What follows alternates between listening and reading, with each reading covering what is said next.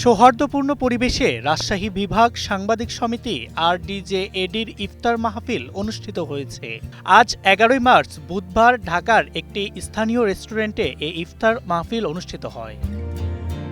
সংগঠনের বিপুল সদস্যের উপস্থিতিতে ইফতার মাহফিলটি ঢাকায় কর্মরত রাজশাহী বিভাগের সাংবাদিকদের মিলনমেলায় পরিণত হয়। সভাপতি রিয়াজউদ্দিনের সভাপতিত্বে এবং সাধারণ সম্পাদক দীপক দেবের সঞ্চালনায় এই ইফতার মাহফিলে সংগঠনটির বেশ কয়েকজন প্রতিষ্ঠাতা অংশ নিয়ে মূল্যবান বক্তব্য দেন।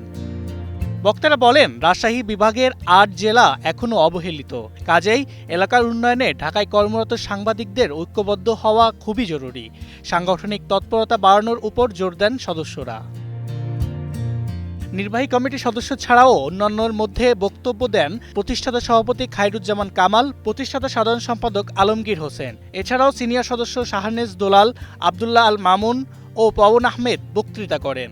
রাজশাহী বিভাগ সাংবাদিক সমিতি ঢাকা হল রাজধানী ঢাকার বিভিন্ন গণমাধ্যমে কর্মরত রাজশাহী বিভাগের ৮ জেলার পেশাদার সাংবাদিকদের একমাত্র সংগঠন। বর্তমানে এই সংগঠনের সদস্য সংখ্যা ৪ শতাধিক। আবু সাইদ, ২১ টেলিভিশন, ঢাকা।